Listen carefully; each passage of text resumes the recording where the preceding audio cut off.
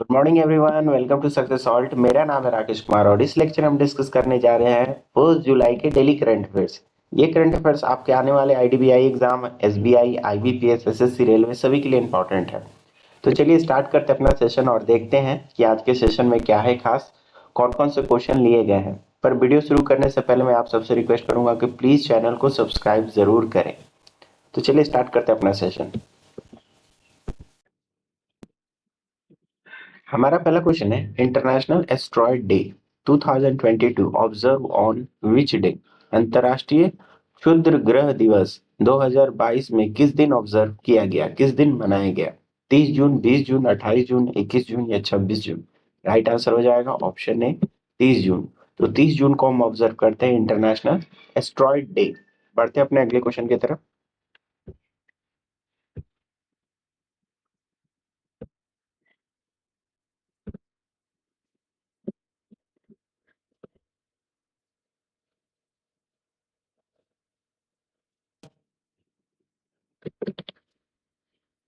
हमारा पहला क्वेश्चन है, Bank of Baroda Financial has launched a co-branded contactless रुपए credit card with which bank?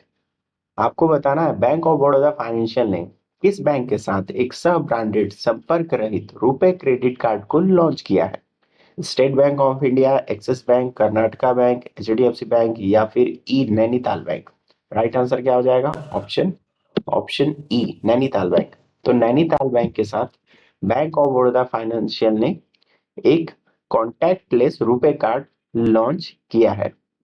ठीक है, आगे बढ़ते हैं अपने अगले क्वेश्चन की तरफ। हमारा अगला क्वेश्चन है, who has been appointed as chairman of the central board of direct tax CBDT. केंद्र प्रत्यक्ष कर बोर्ड सीबीडीटी के अध्यक्ष के रूप में किसे नियुक्त किया गया है?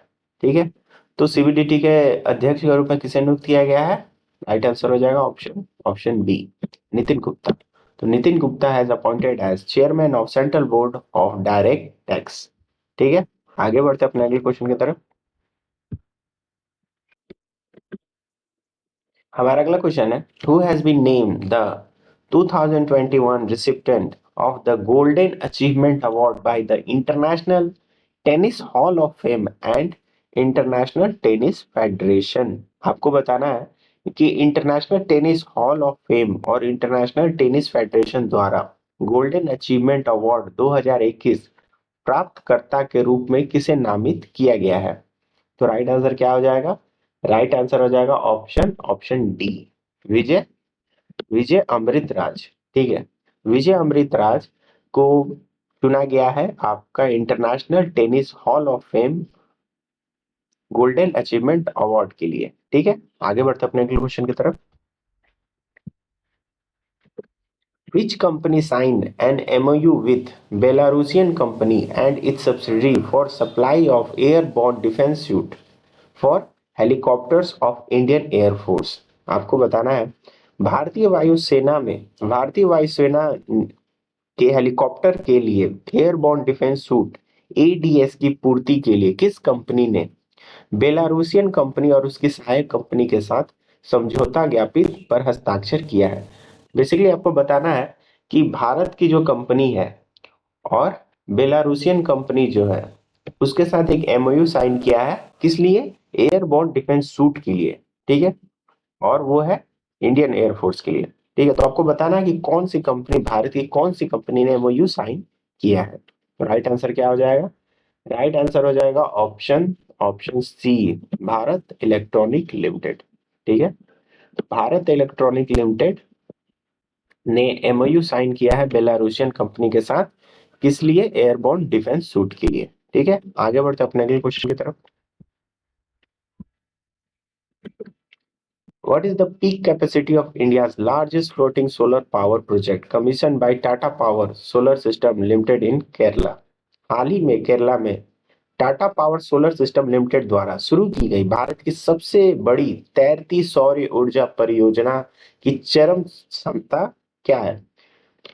ठीक है, तो अभी टाटा पावर ने एक इंडिया का largest floating solar power project को इनॉग्रेट किया है केरला में। आपको बताना है कि उस सोलर पावर प्लांट का कैपेसिटी कितना है?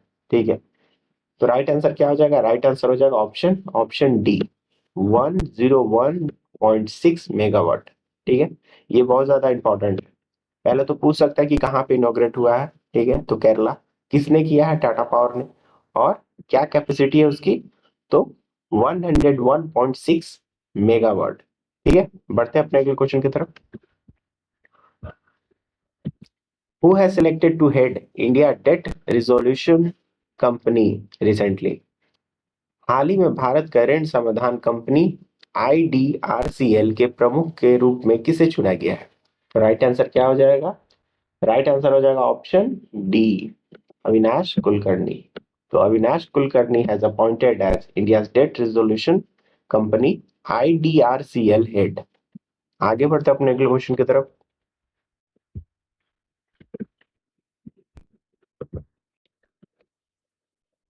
हमारा अगला क्वेश्चन है, थियो margherita मैग्निफिका in news recently is the world biggest dash founded in Caribbean mangrove swamp।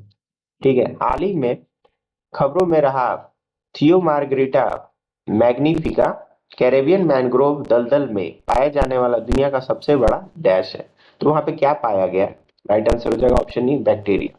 Bacterium पाया गया है, और ये दुनिया का सबसे सबसे ज्यादा बैक्टीरिया जहाँ पे पाया गया है वो है कैरेबियन मैंग्रोव स्वैम्प। ठीक है, आगे बढ़ते हैं।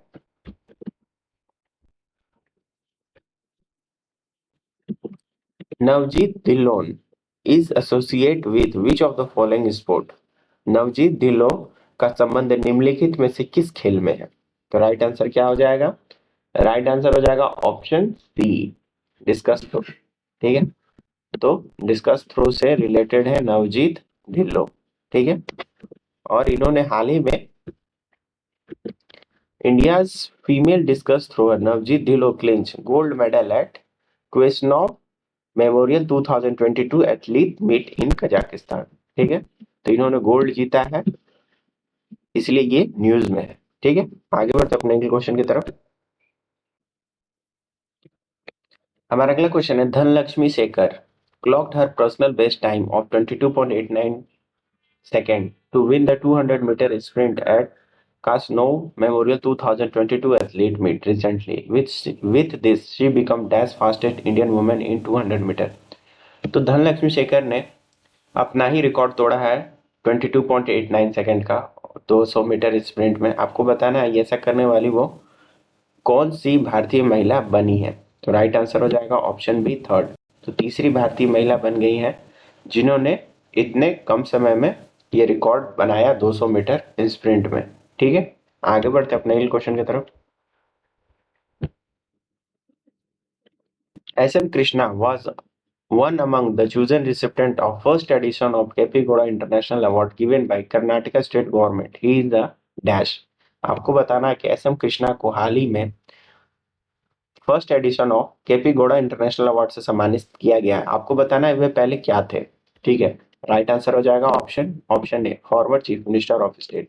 तो forward chief minister of state SM Krishna has been given at the first edition of KP Gowda international award by Karnataka government. ठीक है, आगे बढ़ते अपने अगले क्वेश्चन की तरफ। Dash based Digantra and Dash based Dhurva Space become the first two private firm to receive authorization letter from InSpace। ठीक है, आपको बताना है कि ये दिगांतरा कहाँ से है और ध्रुवा स्पेस कहाँ से है। ये दो प्राइवेट फर्म है जिसको ऑथराइजेशन दिया गया है, ऑथराइजेशन लेटर दिया गया है इन स्पेस द्वारा। अभी अपना प्राइवेट पेलोड लॉन्च कर सकेंगे। ठीक है, तो राइट आंसर क्या हो जाएगा? राइट आंसर हो जाएगा हमारा ऑप्शन ई। ठीक है, तो दिगांतरा है बेंगलोर से और ध्रुवा स्पेस है हैदराबाद से। ठीक है, आगे बढ़ते अपने अगले क्वेश्चन की तरफ। Which state has issued order regarding the implementation of medical insurance MEDISAPE scheme for government employees and pensioner? तो MEDISAPE योजना किस राज्य सरकार ने लॉन्च किया है अपने गवर्नमेंट एम्प्लॉय और पेंशनर लोग के लिए? ठीक है, राइट आंसर क्या हो जाएगा? Option E, Kerala. तो केरला की सरकार ने लॉन्च किया है Medisep for their employ and pensioner. ठीक है, आगे बढ़ते हैं अपने अगले क्वेश्चन की तरफ। Name the author of the book the life and times of George Fernandes. ठीक है, आपको बताना है कि जॉर्ज फर्नांडिस का भी बायोग्राफी आ रहा है जिस बुक का नाम है the life and times of George Fernandes. आपको बताना है कि इसके ऑथर कौन है। ठीक है, राइट आंसर हो जाएगा ऑप्शन सी, राहुल राहुल रामागुंदम। ठीक है, Rahul Ramagundam is the author of the life and times of George Fernandes. ठीक है, आगे बढ़ते हैं।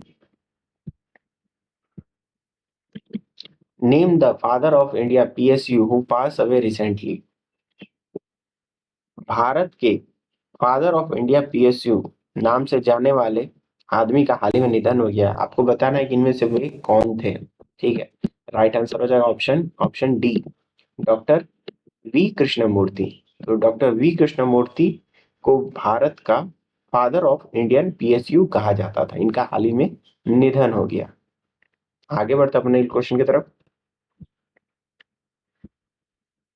According to report by NASSCOM, artificial intelligence can be added 500 billion to GDP by dash year। ठीक है, आपको बताना है कि NASSCOM की रिपोर्ट के अनुसार आर्टिफिशियल इंटेलिजेंसी भारत में 500 बिलियन जीडीपी ऐड करेगी। ठीक है, आपको बताना है ये कितने साल तक ऐड कर देगी। राइट आंसर हो जाएगा ऑप्शन बी, 2025। तो 2025 तक जीडीपी में 500 बिलियन ऐड किया जाएगा, किसके द्वारा? आर्टिफिशियल इंटेलिजेंसी द्वारा। ठीक है, आगे बढ़ते हैं। तो ये थे 1 जुलाई के daily current affairs. I hope आपको ये वीडियो अच्छी लगे तो प्लीज इसे लाइक करें, शेयर करके चैनल को सब्सक्राइब करके बेल आइकन जरूर दबाएं। तब तक के लिए थैंक यू, जय हिंद।